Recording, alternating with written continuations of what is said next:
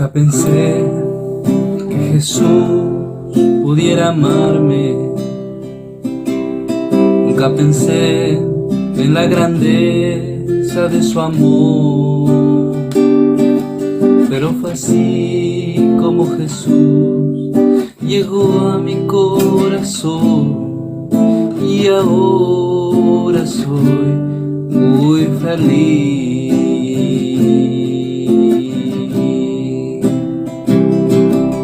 El momento más grato de mi vida, cuando mi corazón transformó. Gracias, Señor, te doy por cambiar mi forma de ser, y ahora soy muy feliz.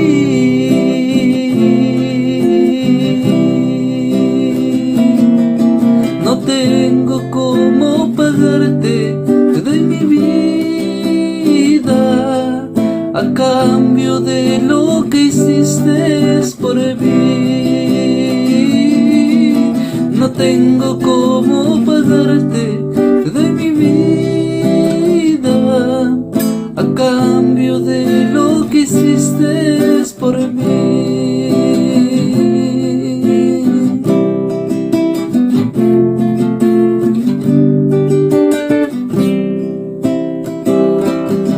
Fue el momento más grato de mi vida,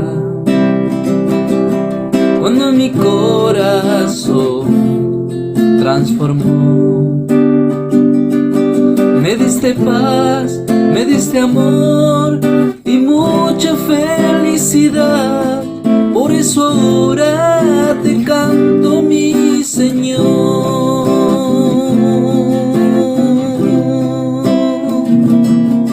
No tengo cómo pagarte, te doy mi vida a cambio de lo que hiciste por mí.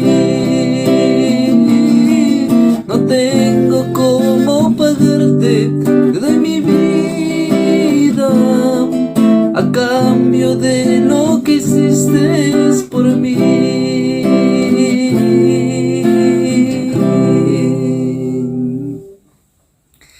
Totalmente agradecido a Dios, y tal como dice esta canción, pues mi vida es para ti. Aún con todo lo que soy no puedo pagarte, Señor, pero te entrego mi vida a disposición tuya. Te agradecemos, apreciado amigo, apreciada amiga, que te estás detrás de la pantalla, ahí observándonos desde el otro lado de la pantalla, desde el lugar donde te encuentres, en el país donde te encuentres, en el lugar donde estés. Un abrazo cordial de tus hermanos en Cristo, muy contentos porque cada semana tenemos un material nuevo para ti. Agradecemos a Dios también porque nos haya dado recursos humanos, hombres capacitados que dan su talento, su tiempo, su disposición para poder conocer más de nuestro Salvador. Como ustedes ya conocen, pues tenemos aquí participando a nuestro hermano José María Rentería Piscoya. Él es un hombre preparado, pues es licenciado en educación. Es por ello que le sacamos mucho provecho en la escuela sabática, porque es justamente una agencia ganadora de almas, una agencia donde captamos a más personas para el reino celestial. Y tal como dice, pues una escuela sabática, tratamos de adoptar todo recurso, todo medio educativo, didáctico, ilustrativo para poder llegar hasta ti. También mi hermano José Rentería es un servidor público universitario, y pues gracias a Dios porque es un gran hombre que está hoy aquí colaborándonos con la predicación del Evangelio. Lo grande de las personas preparadas es que aparte de su trabajo, dedican el tiempo para servir al Señor con todo el potencial que ellos tienen. Muchas gracias, hermano José Rentería, por este apoyo que nos das sábado a sábado. Y gracias también a todos nuestros amigos que están allí para juntos poder disfrutar hoy nuestra lección número 2. Lindísima, una lección que está preparada con mucho cariño para ustedes. Pero antes de abrir esta lección vamos a encomendarnos a Dios en oración. Bendito Padre que estás en el cielo, muchas gracias por este bendito momento que nos regalas. Gracias por la oportunidad de escucharte a través de tu palabra. Hoy cuando tu hijo José Rentería se dispone a enseñar la lección número 2, suplicamos por favor la ayuda de tu Santo Espíritu como nuestro gran maestro, tanto para ayudar a tu hijo que tomará parte en la exposición, como a nosotros también que estaremos atentos para escuchar cada palabra. Te suplicamos que puedas hacer la impresión en cada corazón de estos mensajes y pues lleguen a un terreno correcto que pueda dar mucho fruto. Esperamos orando, Señor, perdones nuestros pecados y nos ayudes a crecer cada día en experiencia, en fe. Te lo suplicamos, no porque haya mérito en nuestra vida, sino siempre confiando en los méritos de nuestro Salvador Jesús. Amén. Bienvenidos entonces a nuestra lección número 2. El Señor sea contigo. Hermanos y amigos, bienvenidos a la Escuela Sabática. Somos la Iglesia Adventista del Séptimo Día, Movimiento de Reforma. Estamos transmitiendo desde Lima, Perú. Y gracias a todos ustedes por compartir juntos los mensajes hermosos de la Palabra de Dios. ¿Alguna vez te has preguntado, mi hermano, quién fue el que habló con Moisés en el monte Sinaí? ¿Te has preguntado quién estaba con él y quién hablaba en la zarza ardiente? ¿Te has preguntado quién era el que guiaba al pueblo hebreo por el desierto hasta llegar a la tierra prometida? Mira, la semana anterior hemos demostrado que en el principio era Jesús. ¿Quién estaba presente en la creación? Era Jesús. Jesús estaba con Dios. Por lo tanto, Jesús era Dios, ¿cierto? En el Antiguo Testamento había tipos y sombras que prefiguraban a Cristo. Y hoy vamos a estudiar que el Señor Jesús era el ángel de Jehová. Él era la columna de nube. El Señor era la columna de fuego. Además, era la roca que acompañaba al pueblo de Dios en la peregrinación del desierto. Así que pongámonos cómodos, porque juntos vamos a desarrollar la lección. Los temas son muy interesantes, como ya lo vimos en la semana anterior. El título es El Salvador en el libro de Éxodo. Esta lección también tiene una hermosa temática. Tiene 3 puntos muy interesantes que vamos a estudiar. El primero es la zarza ardiente. El segundo es el ángel del Señor. Y el tercero, la roca que apagó la sed de Israel. Así que vamos a desarrollar esta hermosa lección. El primer punto dice la zarza ardiente. Y la primera interrogante dice, ¿qué fenómeno asombroso se le presentó a Moisés un día en el monte de Horeb? Vamos a estudiar el libro de Éxodo, capítulo 3, versículo del 1 al 6. Y apacentando Moisés las ovejas de Jetro, su suegro, sacerdote de Madián, llevó las ovejas detrás del desierto y vino a Horeb, monte de Dios. Y le apareció el ángel de Jehová en una llama de fuego, en medio de una zarza. Y él miró, y vio que la zarza ardía en fuego, y la zarza no se consumía. Y Moisés dijo, iré yo ahora, y veré esta grande visión. ¿Por qué causa la zarza no se quema? Y viendo Jehová que iba a ver, lo llamó Dios de en medio de la zarza y dijo, Moisés, Moisés. Y él respondió, heme aquí. Y dijo, no te acerques, quita tus sandalias de tus pies, porque el lugar en que tú estás, tierra santa es. Y dijo, yo soy el Dios de tu padre, Dios de Abraham, Dios de Isaac, Dios de Jacob. Entonces Moisés cubrió su rostro, porque tuvo miedo de mirar a Dios.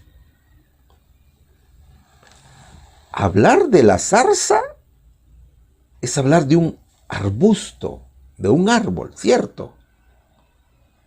Y el primer subtítulo de esta lección es la zarza.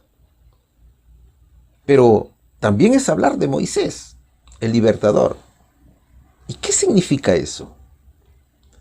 Resulta que Dios prometió a Abraham que de él haría una nación grande, que viviría en tierra ajena, pero que sería esclava y sería oprimida 400 años. Esa promesa se cumpliría a través de Isaac. Isaac era el hijo de la promesa. En Isaac te será llamada descendencia, le dijo. Esa misma promesa, mi querido hermano, se la hizo a Jacob. ¿Qué le dijo el Señor en aquel sueño en la cual estuvo Jacob profundamente dormido? El Señor le dijo, la tierra en que estás acostado te la daré, a ti y a tu simiente. Recordarás, mi querido amigo, que en la lección anterior decíamos que tanto a Abraham como a Jacob, el Señor le dijo que de su descendencia nacería una nación. Y también nacería la simiente que salvaría al mundo del pecado. Moisés fue descendiente de estos dos patriarcas. Fue descendiente de la tribu de Leví. Fue hijo de Amram y Jocabed. Y Moisés sería el instrumento de Dios para liberar a su pueblo, que en ese tiempo era esclavo de los egipcios. Moisés fue criado como un príncipe del faraón. Y cuando creció, vio la realidad de su pueblo. Moisés pudo observar las duras tareas y los abusos de los egipcios a sus hermanos. El libertador, mis hermanos, vivió 40 años en el palacio real. Así lo dice Hechos capítulo 7, versículo 23. Allí en el palacio fue educado en sabiduría y obras, pero la sabiduría egipcia. Hasta que un día observó que un abusivo egipcio golpeaba a un hebreo. Entonces Moisés, indignado, miró a todas partes y viendo que no había nadie, mató al egipcio. Pero tú sabes, mi querido hermano, que en esta vida todo se sabe. No hay crimen perfecto, como dice el refrán. El crimen llegó a oídos del faraón, quien procuró matar a Moisés. Entonces Moisés huyó de Egipto. ¿Y a dónde fue Moisés? A tierra de Madián. Él cruzó el desierto hasta llegar a esos territorios. Entonces, en tierra de Madián, Moisés conoce a Séfora. Séfora era hija de Reuel o de Jetro, el sacerdote de Madián, y se casa con ella. Allí en Madián, el libertador ya había vivido 40 años. Había pasado bastante tiempo, mis queridos hermanos. Entonces, Dios lo estaba educando de una manera muy distinta a lo que lo educó en el palacio real. La preparación que antes era en una condición totalmente del mundo, ahora consistiría en una educación y preparación totalmente espiritual. Moisés no tenía ovejas. Las ovejas que él pastoreaba eran de su suegro. Moisés era pastor de ovejas, así como Cristo es pastor de ovejas. En ese entonces ya Moisés tenía 80 años. Así lo registra Hechos capítulo 7, versículo 30. Moisés ya había transformado su carácter. Ya era una persona humilde, mansa, bondadosa. Recordemos que su suegro era sacerdote de Madián, ¿cierto? Entonces, Madián fue un hijo de Abraham. Ese hijo de Abraham, que lo tuvo con Cetura, que fue la tercera esposa del patriarca, vivió en esos territorios. Así lo dice Génesis capítulo 25, versículo 1. Por lo tanto, Jetro definitivamente conocía las enseñanzas de Dios a través de Abraham. Y era este sacerdote que educaba tanto a Moisés como a Séfora en la obra de Dios. El verso 1 dice: y apacentando Moisés las ovejas de Jetro, su suegro, sacerdote de Madián, llevó las ovejas detrás del desierto y vino a Horeb, monte de Dios.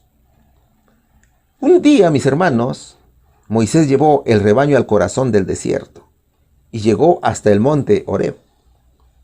El monte Horeb era llamado el monte de Dios.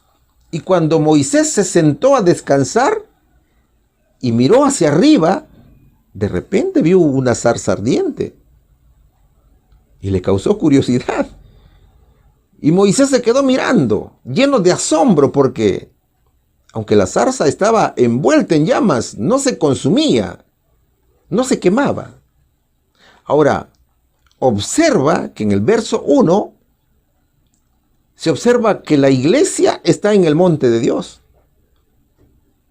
En este caso, Moisés es el pastor de la iglesia y las ovejas representan al pueblo del Señor, a quien más tarde el mismo Cristo les entregaría en ese mismo monte el decálogo de los 10 mandamientos.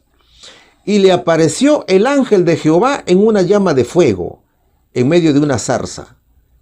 Y él miró y vio que la zarza ardía en fuego y la zarza no se consumía.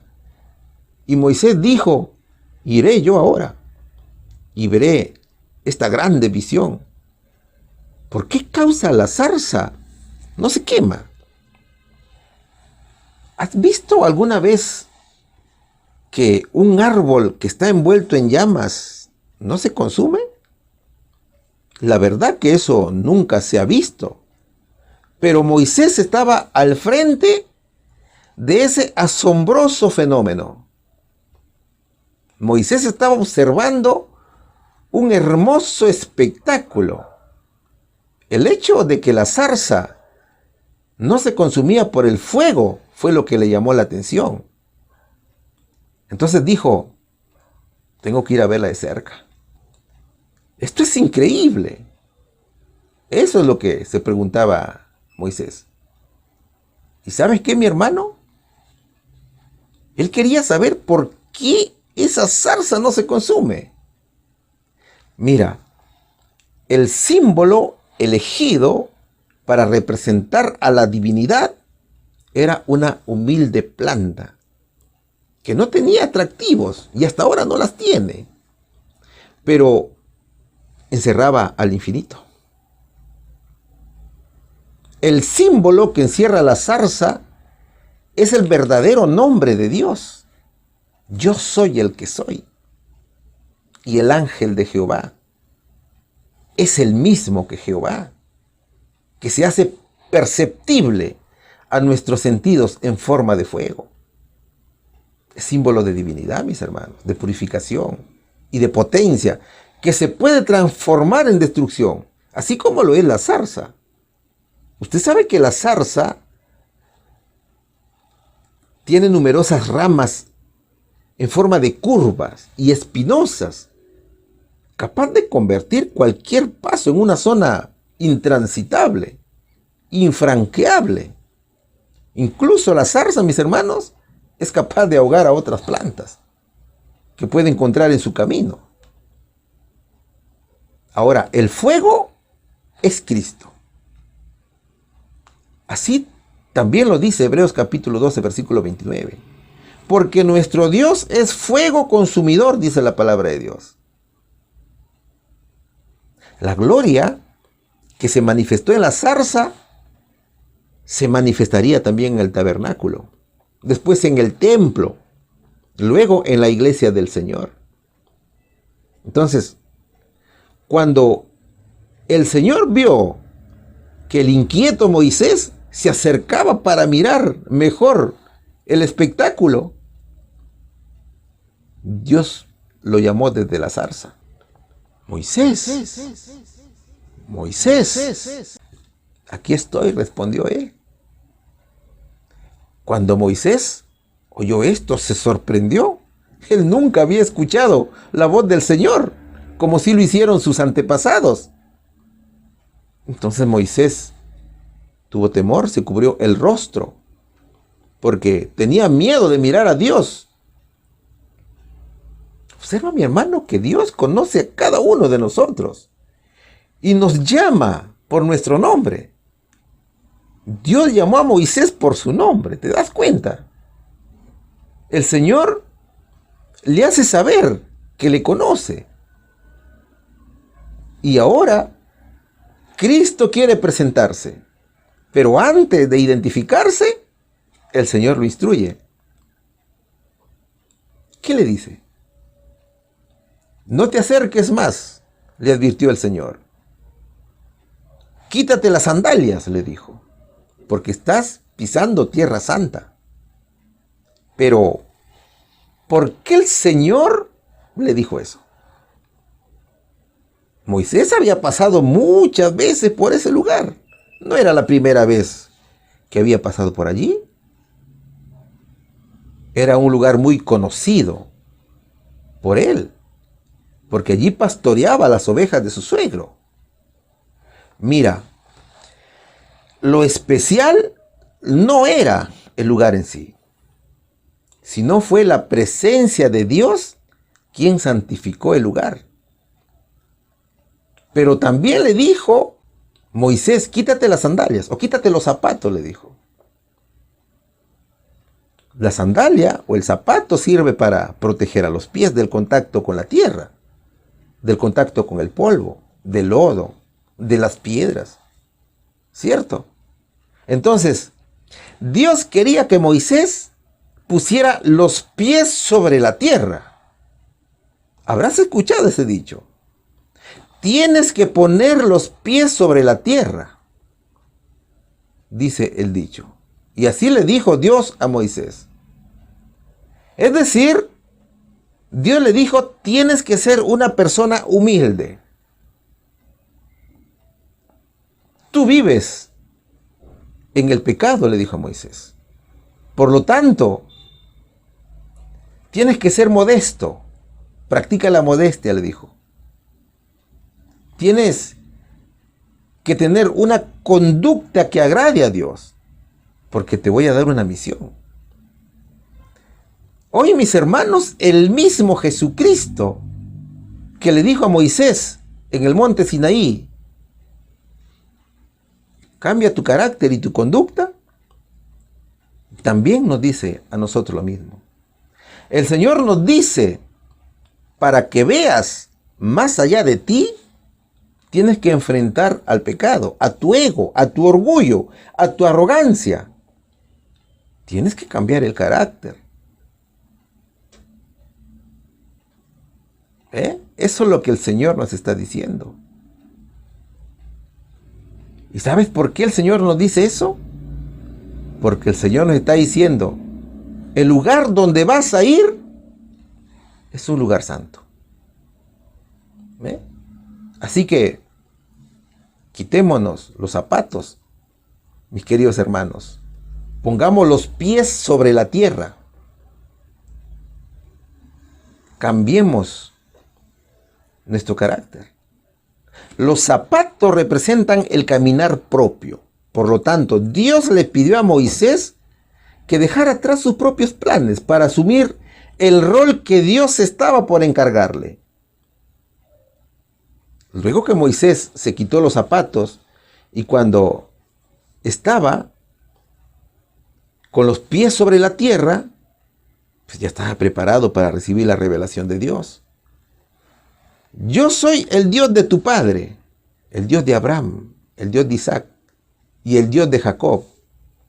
Entonces Moisés se cubrió el rostro porque tuvo miedo de mirar a Dios. El Señor, al presentarse como el Dios de los patriarcas, le estaba recordando el pacto que Dios había hecho con ellos. Recuerda la lección anterior. ¿Qué decía la promesa? Que a su descendencia daría la tierra prometida. Por lo tanto, esa promesa se iba a cumplir. Pero el pueblo era esclavo de Egipto. Sin embargo, eso no iba a ser impedimento para cumplir el propósito divino. Mis amigos, nuestro Señor Jesucristo, en las circunstancias más comunes de nuestra vida, hace cosas hermosas. Él prende una zarza. Esa zarza, ¿sabe cuáles son? Son las que llamamos las coincidencias. Dios puede usar cualquier suceso para darte una palmadita en el hombro y llamar tu atención, porque quiere entrar en tu vida, mi querido amigo. Para Dios no existen las casualidades. Dios está constantemente buscándonos. Entonces, cuando Él te llame por tu nombre, contéstale y dile: heme aquí, Señor, aquí estoy esperándote, ingresa a mi corazón. ¿Cuál sería aquí la respuesta? ¿Qué fenómeno asombroso se le presentó a Moisés un día en el monte Horeb? La zarza que ardía y no se consumía con el fuego. Pregunta número 2. ¿Qué nos dice la pregunta número 2? ¿Qué requirió el Señor con respecto a todos los primogénitos? Según el espíritu de profecía, ¿a quién representaba el primogénito? Vamos a estudiar el libro de Éxodo, capítulo 13, versículos 1 y 2, también capítulo 4, versículos 22 y 23. Y Jehová habló a Moisés diciendo: santifícame todo primogénito, cualquiera que abre matriz entre los hijos de Israel, así de los hombres como de los animales, mío es. Y dirás a Faraón: Jehová ha dicho así: Israel es mi hijo, mi primogénito. Ya te he dicho que dejes ir a mi hijo para que me sirva, mas no has querido dejarlo ir. He aquí yo voy a matar a tu hijo, tu primogénito. Cristo era quien hablaba con Moisés. Él era quien estaba en la zarza. El mismo Cristo lo reveló cuando estuvo físicamente en la tierra. En el libro de San Juan, capítulo 5, versículo 46. Y daría una orden a su siervo. La orden era la consagración de los primogénitos. No solo de los israelitas, sino también de los animales. Mira, la consagración de los primogénitos era una manera de recordar y destacar que todo lo que hay en el mundo le pertenece a Dios. Cuando le damos a Él lo primero o las primicias, reconocemos que Él tiene autoridad sobre todo. Dios demanda todo lo primero y lo mejor.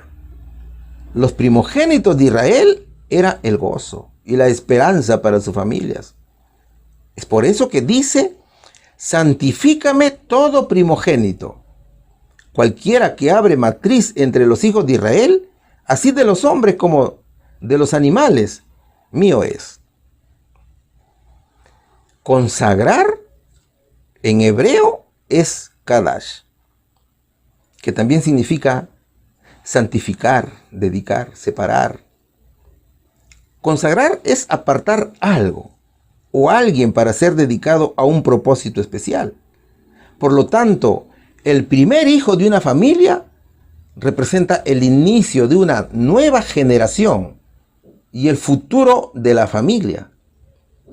El primogénito era el líder de la familia, que había de ser dedicado al sacerdocio como representante de Cristo entre los hombres. Jesús fue el primogénito de María, el primogénito de Dios. El Señor también cumplió con esta orden, con este mandato. Y así lo dice el libro de Lucas capítulo 2 versículos 22 y 23. Y cuando se cumplieron los días de la purificación de ellos, conforme a la ley de Moisés, le trajeron a Jerusalén para presentarle al Señor. Como está escrito en la ley del Señor, todo varón que abriere la matriz será llamado santo al Señor. Cristo, mis hermanos, cumplía la ley que él mismo había dado a su pueblo. Entonces, Israel fue adoptado por Dios como su hijo y sería el depositario de su ley, cuya obediencia los mantendría puros en medio de las naciones idólatras. El Señor, mis hermanos, les confirió privilegios especiales, como los que generalmente se otorgan al hijo primogénito. Ahora, en el caso de los animales limpios no había inconveniente, porque todo animal puro representaba precisamente al primogénito del cielo para salvar al pecador. Pero en el caso de los animales impuros, como es el caso del asno, se redimía con un cordero, ya que el asno es un animal impuro, ¿cierto? El asno no puede ser ofrecido como sacrificio en el templo. Así lo dice Éxodo capítulo 13, versículo 13. Mas todo primogénito de asno redimirás con un cordero, y si no lo redimieres, quebrarás su cerviz. También redimirás al primogénito de tus hijos. Entonces, y dirás a Faraón, dijo el Señor, Jehová ha dicho así, Israel es mi hijo, mi primogénito. Ya te he dicho que dejes ir a mi hijo para que me sirva, mas no has querido dejarlo ir. He aquí yo voy a matar tu hijo el primogénito. Llegaría el momento en que Moisés estaría frente a frente con el faraón, pero el rey no dejaría ir al pueblo de Dios. Israel era el primogénito de Dios, era la nación apartada por Dios para un propósito. Y el faraón endurecería su corazón. Entonces, el mensaje de Dios es: voy a matar a tu hijo primogénito si me desobedeces. Y eso fue lo que sucedió. Al declarar que Israel es el primogénito de Dios, Moisés usaría un lenguaje familiar al de Egipto. Él había vivido allí y conocía perfectamente la cultura egipcia. Cada faraón se consideraba a sí mismo el hijo del dios Sol, el hijo de Amón, el hijo de Ra. Esos eran los dioses que había en Egipto en ese momento. Vamos a la respuesta. ¿Qué requirió el Señor con respecto a todos los primogénitos? El Señor requirió que sean santificados. Según el espíritu de profecía, ¿a quién representaba el primogénito? A Cristo, mis queridos hermanos. Pregunta número 3. ¿A quién representaba el Cordero Pascual que los israelitas iban a sacrificar y cuya sangre se aplicaba a los postes laterales y superiores de sus casas? Vamos a estudiar, mis hermanos, el libro de Éxodo capítulo 12, versículos del 5 al 7. El cordero será sin defecto, macho de 1 año. Lo tomaréis de las ovejas o de las cabras, y habéis de guardarlo hasta el día 14 de este mes, y lo inmolará toda la congregación del pueblo de Israel entre las 2 tardes. Y tomarán de la sangre y pondrán en los 2 postes y en el dintel de las casas en que lo han de comer. Nos remontamos hasta el periodo de la liberación de Israel. Era el periodo de esclavitud del pueblo de Dios en Egipto. Y Moisés cumpliría el plan de Dios, que sería sacarlos de Egipto, liberarlos. Dios había decidido liberarlos. La liberación es por amor, porque Israel es su pueblo y los llevaría a una tierra que Él ha preparado para que vivan como una nación libre. Él los iba a llevar a una tierra donde fluye leche y miel. Observa la imagen. El plan de liberación era por secuencias, es decir, paso a paso. Y el instrumento era Moisés. ¿Cuáles eran esos puntos que contenía el plan? Primero, Moisés debía reunirse con los ancianos de Israel. Y ante el pueblo hizo señales y creyeron en el libertador. Así lo dice Éxodo capítulo 4, versículo 3, 7 y 30. Segundo, tenía que reunirse con el rey de Egipto. Aquí Moisés encontraría oposición por parte del faraón. El faraón se rehusaría a dejar en libertad al pueblo de Dios. Luego, Dios haría señales, es decir, castigaría a Egipto con las 10 plagas. A continuación, se produciría la salida o el éxodo del pueblo de Israel de Egipto. Es decir, la liberación del pueblo y su peregrinaje por el desierto hasta llegar finalmente a la tierra prometida.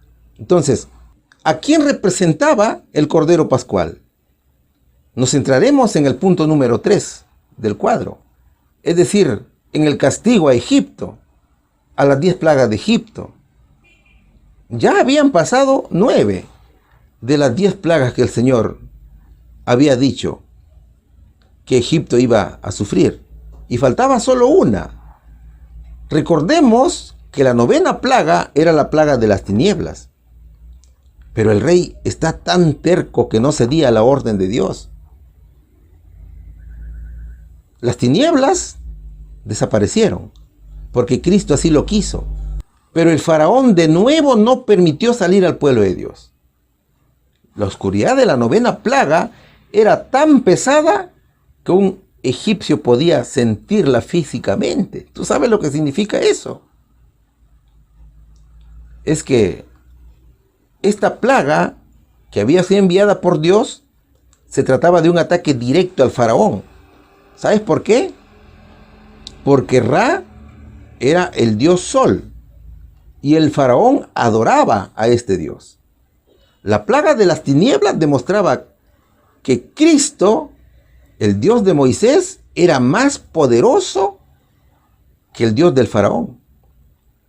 Entonces, frente al capricho y resistencia del faraón, llegaría la 10ª y última plaga, que era la muerte de todos los primogénitos de Egipto.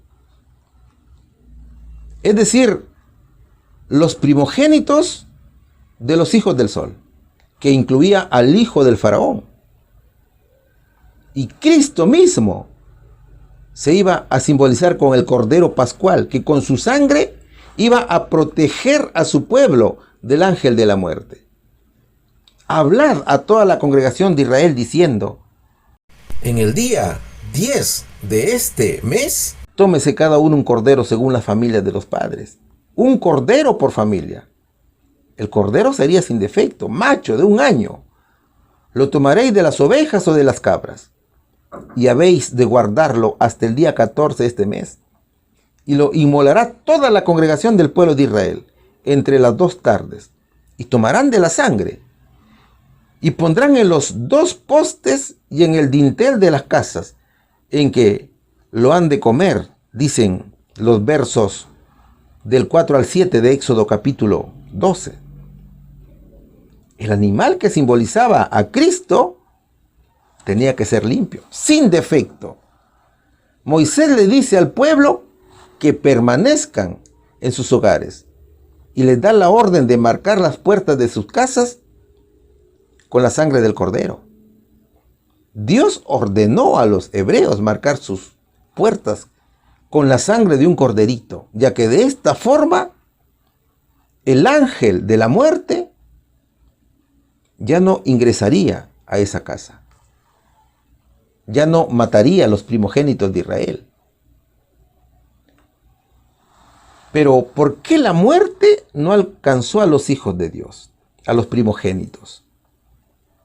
Es que Cristo tiene poder sobre la muerte.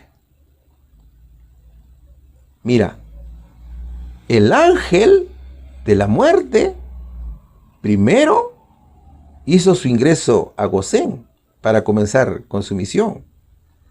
¿Y quién vivía en Gosén? Allí vivía el pueblo de Dios. Pero no pudo actuar. ¿Gracias a qué?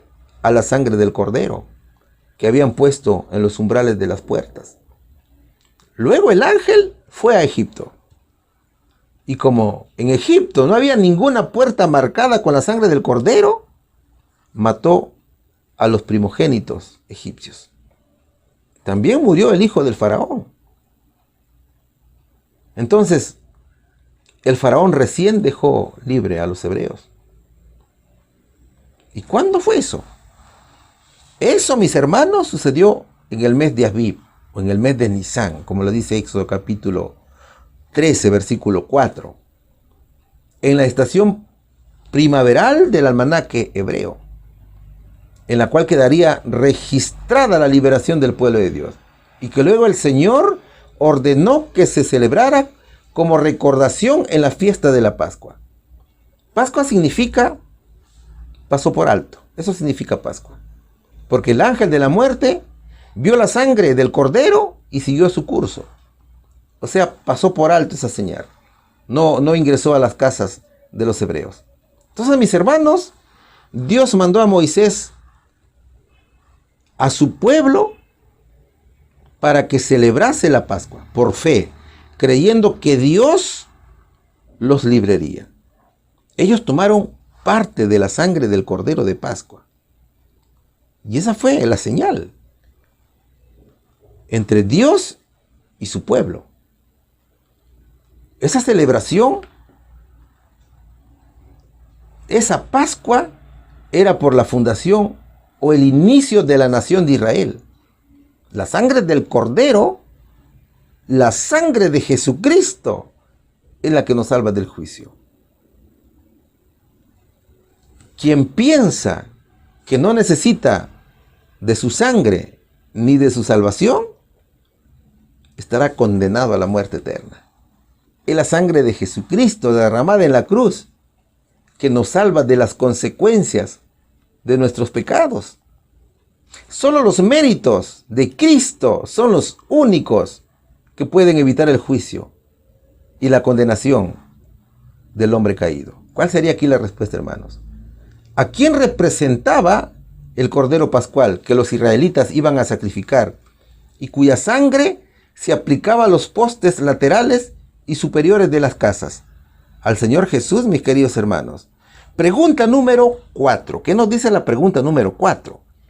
¿Quién fue ante Israel para protegerlos, guiarlos y sostenerlos a través del desierto hasta el lugar prometido? Vamos a estudiar el libro de Éxodo capítulo 23, versículos 20 y 21. He aquí yo envío el ángel delante de ti para que te guarde en el camino y te introduzca en el lugar que yo he preparado. Guárdate delante de él y oye su voz. No le seas rebelde, porque él no perdonará vuestra rebelión, porque mi nombre está en él. Israel ya había sido liberado y Jehová había prometido estar con ellos todo el tiempo. Entonces, cuando partieron por el camino del desierto, siempre estuvieron acompañados de una columna de nube y de fuego. Recuerda la lección viajando bajo la protección divina. Si aún no lo has estudiado, te invito a revisarla en este canal. Fue Cristo quien iba delante de ellos, de día en la columna de nube para guiarlos por el camino y de noche en una columna de fuego para alumbrarlos, a fin de que anduviesen de día y de noche. Nuestro Señor Jesucristo, mis hermanos, nunca quitó de delante del pueblo la columna de nube de día y tampoco quitó la columna de fuego de noche. ¿Sabes por qué? Porque era Cristo quien se mostraba invisible allí. Ahora, Éxodo capítulo 23, versículo 20 dice: He aquí yo envío el ángel delante de ti, para que te guarde en el camino y te introduzca en el lugar que yo he preparado. Son promesas maravillosas que Dios le dio a Moisés y también le dio a su pueblo. Observemos bien los versos. Allí encontramos que el Señor Jesús hace varias promesas.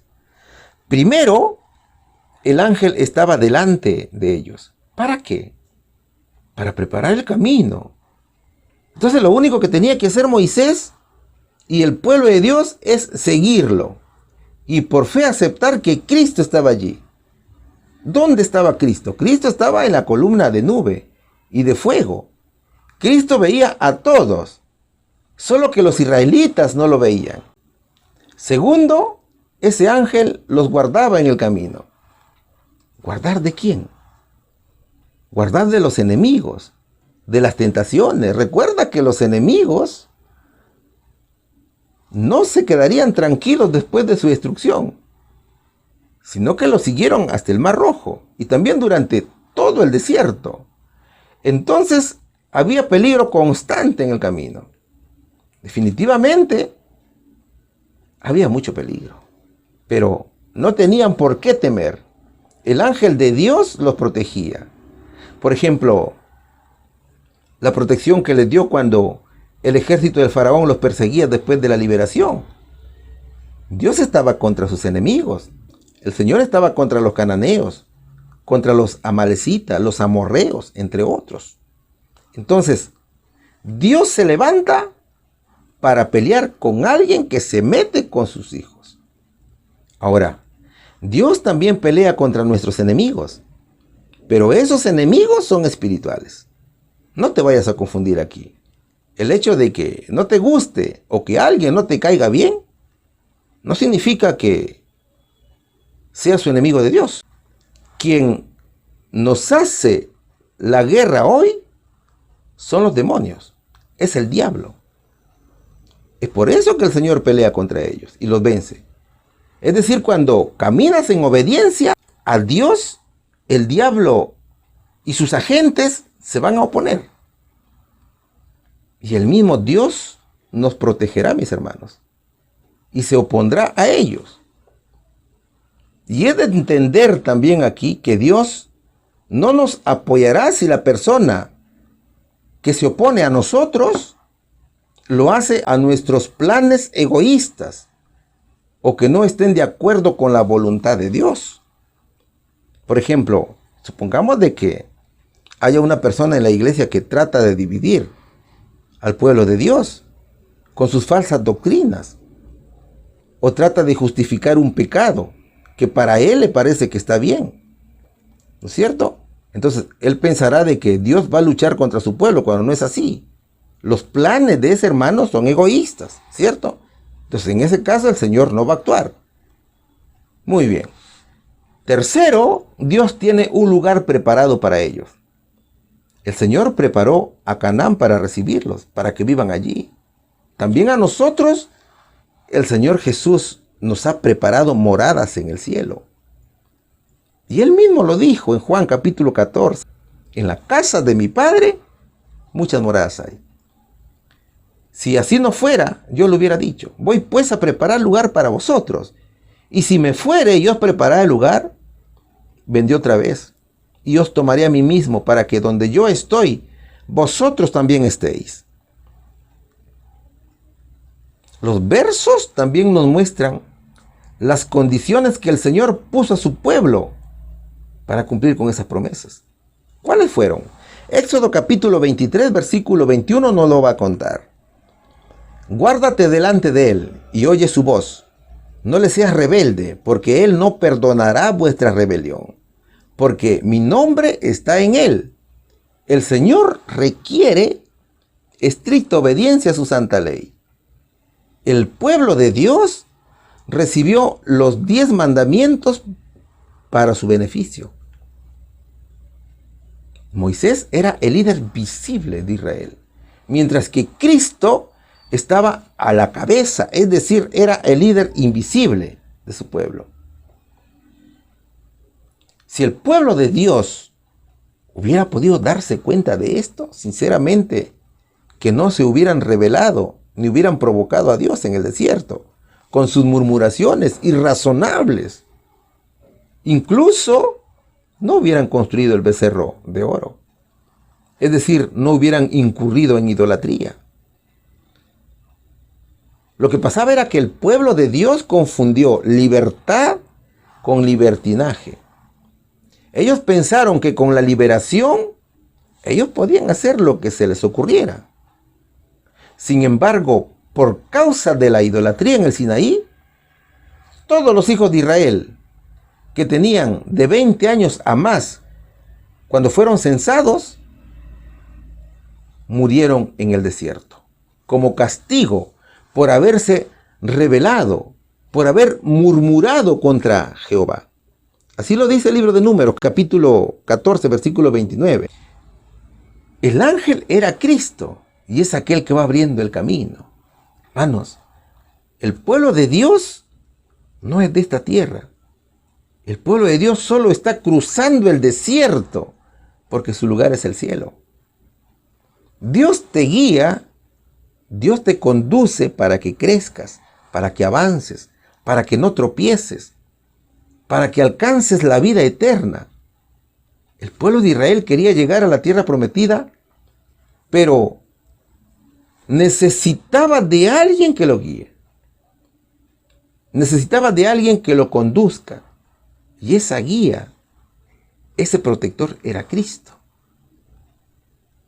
También lo sigue siendo en este desierto en el cual nos encontramos usted y yo, y que estamos rumbo a la Canaán celestial. Allí está el Señor Jesucristo, invisible también, como lo fue en ese momento. Vamos a la respuesta.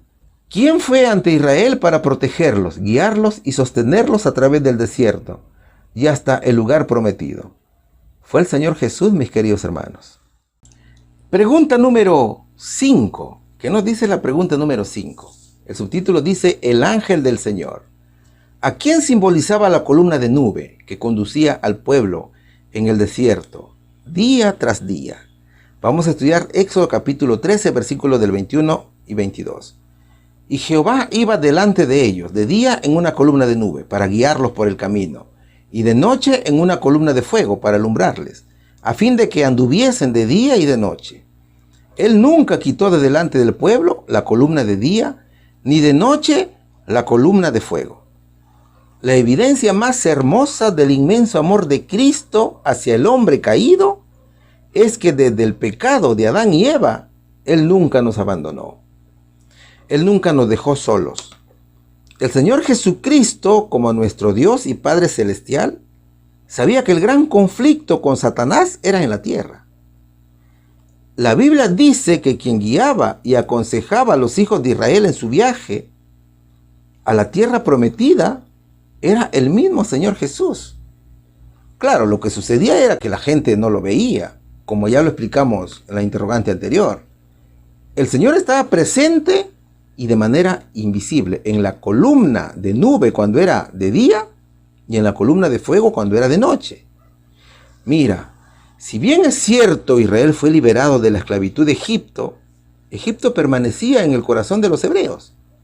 Las costumbres egipcias fueron las encargadas de meterse en el corazón de la gran mayoría de los hijos de Israel.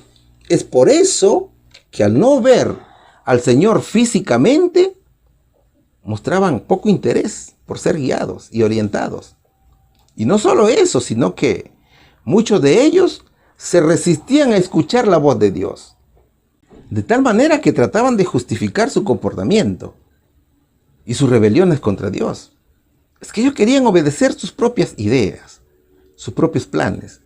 Quizás pensaban que la nube no era para su beneficio. Quizás hoy nosotros estemos queriendo hacer lo mismo.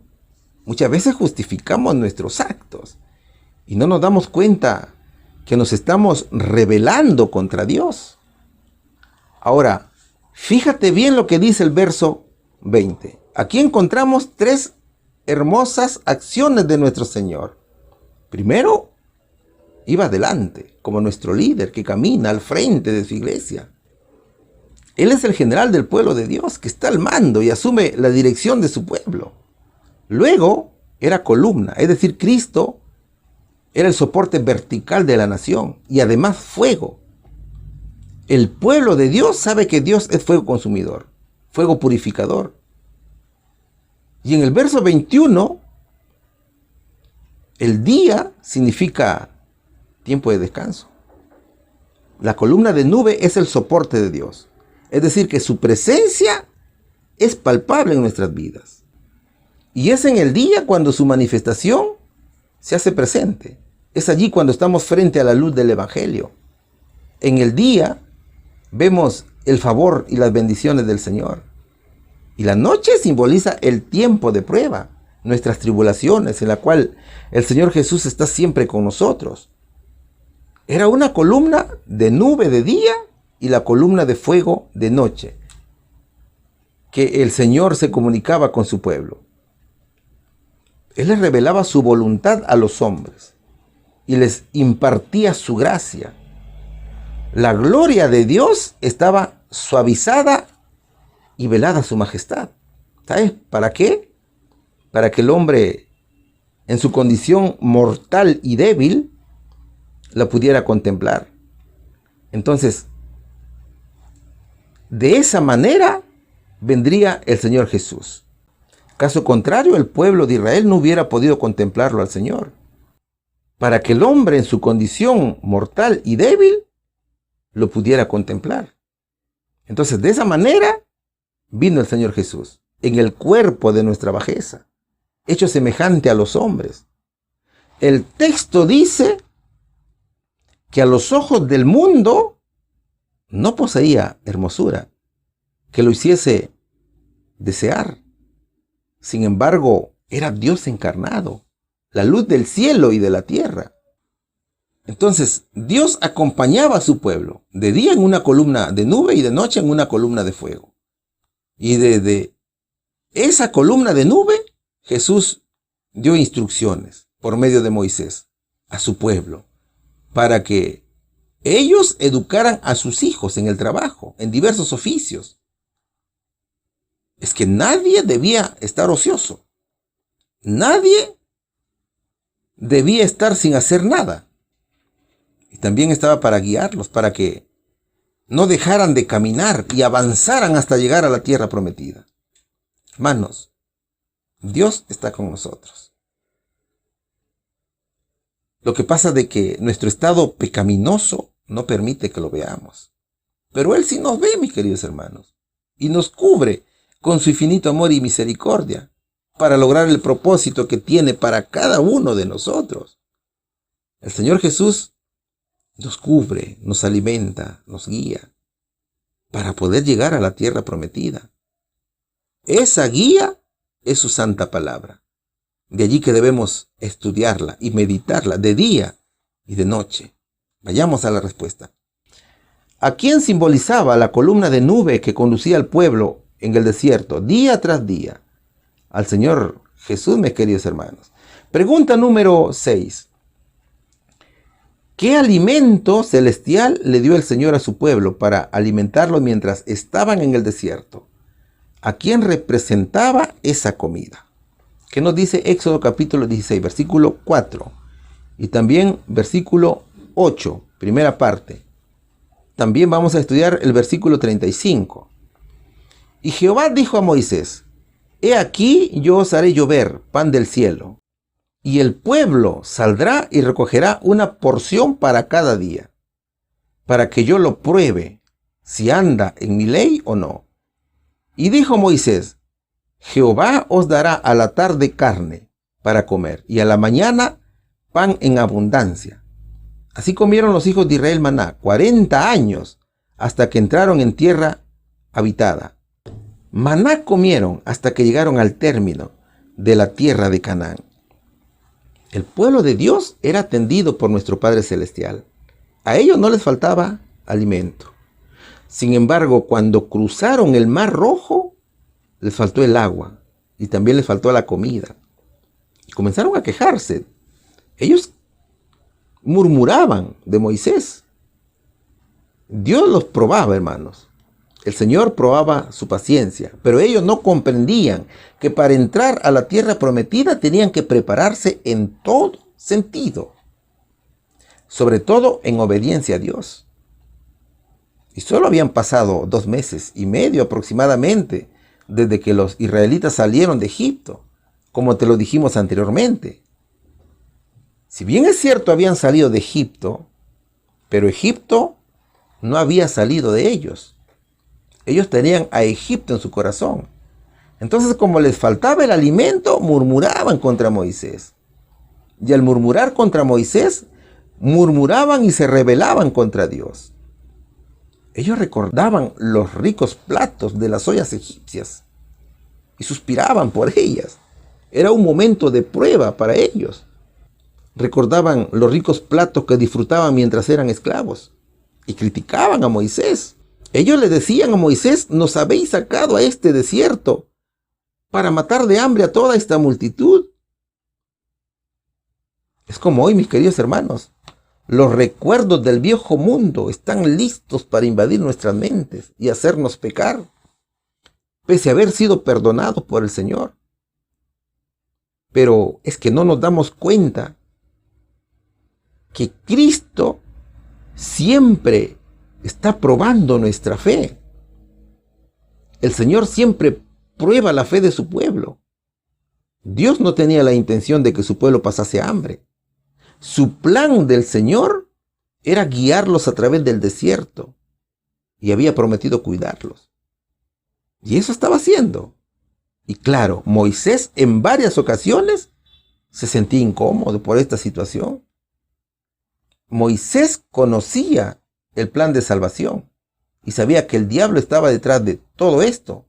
Yo soy el pan de vida. El que a mí viene nunca tendrá hambre, y el que en mí cree no tendrá sed jamás, dijo el Señor Jesucristo en el libro de San Juan capítulo 6 versículo 35.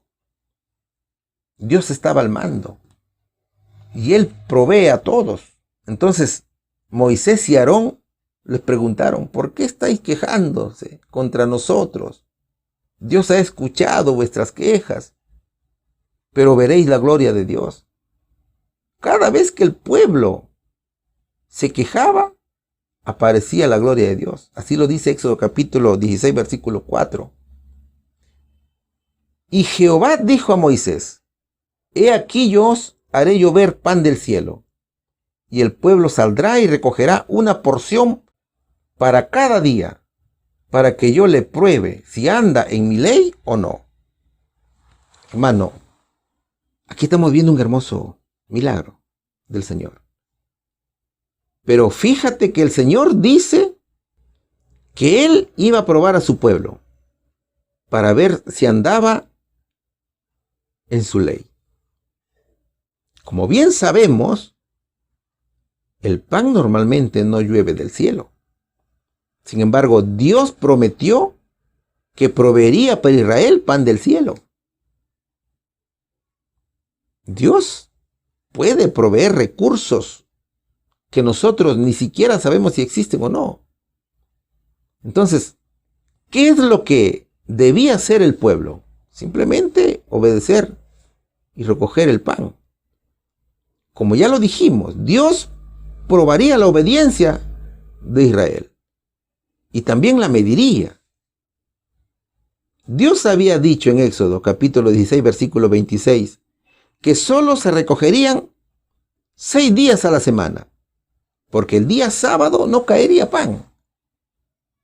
El pueblo debía recoger en el 6º día, es decir, en el día viernes, el doble de alimento, tanto para el viernes como para el día sábado, para que el 7º día, es decir, el día sábado, el día santo del Señor, se cumpliera conforme a la santa ley.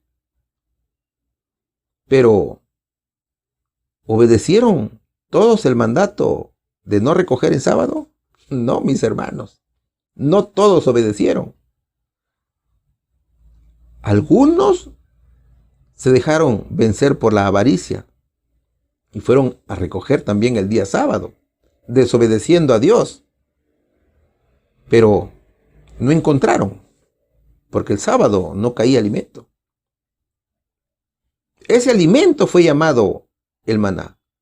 Así lo dice Salmos, capítulo 78, versículos 23 al 25. A pesar de que mandó a las nubes de arriba y abrió las puertas de los cielos, e hizo llover sobre ellos maná para comer, y les dio trigo de los cielos, pan de nobles, comió el hombre, les envió comida hasta saciarles. Todos quedaban satisfechos, ni faltaba ni sobraba. La medida era un gomer. Un gomer equivale hoy a 2.2 litros aproximadamente. Y fueron 40 años de sostenimiento del pueblo de Dios en el desierto. Imagina, mi hermano, cuántas toneladas de alimento se necesitaban diariamente para los hijos de Israel. Y todo era proveído por nuestro Padre Celestial. Entonces, Dios provee a su pueblo. El maná era símbolo de Cristo y hoy es el alimento espiritual que todos nosotros disfrutamos, que es la palabra de Dios. Y aquel que come de ese pan no morirá, dice el Señor. ¿Cuál sería aquí la respuesta? ¿Qué alimento celestial le dio el Señor a su pueblo para alimentarlos mientras estaba en el desierto? El maná, mis queridos hermanos. ¿A quién representaba esa comida? Al Señor Jesucristo. Pregunta número 7. El subtítulo dice: la roca que apagó la sed de Israel. ¿Quién fue representado por la roca que Moisés golpeó y que dio abundante agua a Israel para saciar su sed? Éxodo capítulo 17, versículos del 4 al 6 dice: entonces clamó Moisés a Jehová diciendo: ¿qué haré con este pueblo? De aquí a un poco me apedrearán. Y Jehová dijo a Moisés: pasa delante del pueblo y toma contigo de los ancianos de Israel, y toma también en tu mano tu vara con que golpeaste el río, y ve.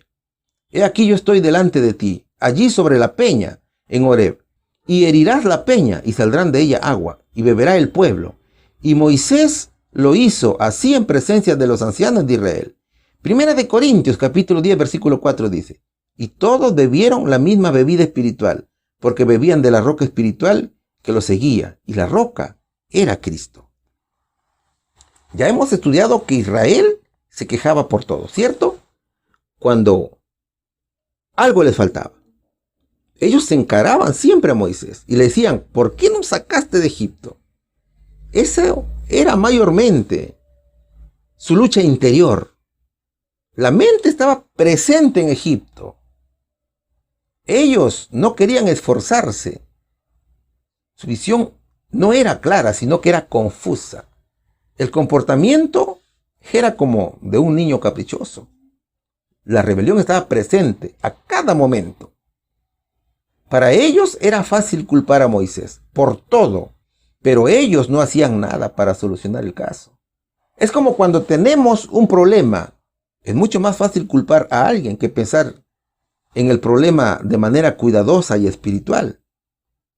Acuérdate de la actitud de Adán cuando el Señor le preguntó: ¿has comido del árbol prohibido que yo te ordené que no comas? ¿Qué hizo Adán? Adán no hizo mea culpa. Él no dijo: Señor, he pecado, perdóname. No. Lo más fácil para él fue culpar a Eva. La mujer que me diste por compañera me dio del árbol y yo comí, dijo. Entonces, en esta situación, Israel podría haber pensado: bueno, si estamos en un desierto, no es de extrañar de que no hay agua, es un desierto. Por lo tanto, necesitamos mirar a Dios para satisfacer esta necesidad. Pero ellos no hicieron nada. Ellos culparon directamente a Moisés y no hicieron nada para solucionar el problema. Sin embargo, Moisés era quien llevaba sus dificultades al Señor. Es por eso que el verso 4 de Éxodo 17 dice: entonces clamó Moisés a Jehová diciendo: ¿qué haré con este pueblo? De aquí a un poco me apedrearán. El pueblo de Dios quería castigar a Moisés. Moisés sabía que el pueblo era injusto con él y elevó su queja una vez más. Pero también Moisés entendía que el problema no era con él, sino con Jehová. Entonces Dios escuchó a Moisés y una vez más solucionaría el problema de Israel. Y Jehová dijo a Moisés: pasa delante del pueblo y toma contigo de los ancianos de Israel, y toma también en tu mano tu vara con que golpeaste el río. Y ve, he aquí yo estoy delante de ti, allí sobre la peña en Horeb, y herirás la peña y saldrán de ella agua, y beberá el pueblo. Y Moisés lo hizo así en presencia de los ancianos de Israel. La peña era Cristo. De esa peña brotaría agua, y el pueblo saciaría su sed. La paciencia del Señor Jesús estaba con su pueblo. Entonces Moisés golpeó la peña y de ella salió agua. Como ríos brotan las fuentes de agua. Y le dio a beber como de grandes abismos, como lo dice Salmos capítulo 78, versículo 15. El Señor Jesús es la roca de la cual brota el agua. Fue el mismo ángel que estaba en la nube quien hizo brotar el agua. Él es la roca. Cristo es el agua que da vida. Así lo dijo también a la mujer samaritana en Juan capítulo 4, versículo 14.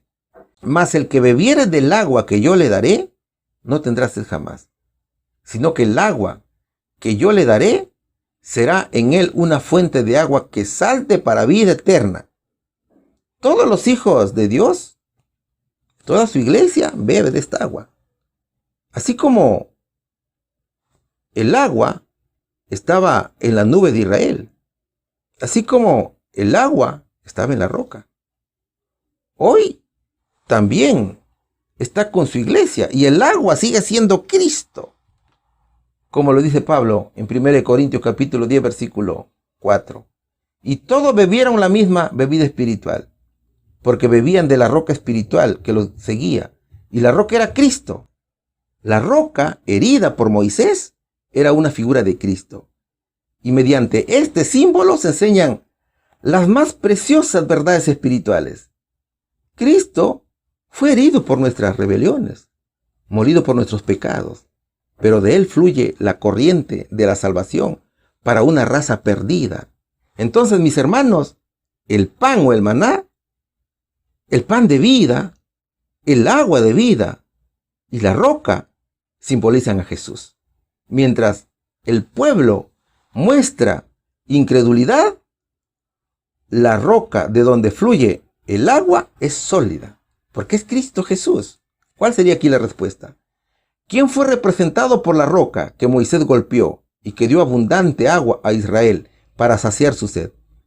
El Señor Jesucristo, mis hermanos. Mis hermanos, ¿cómo resumimos la lección?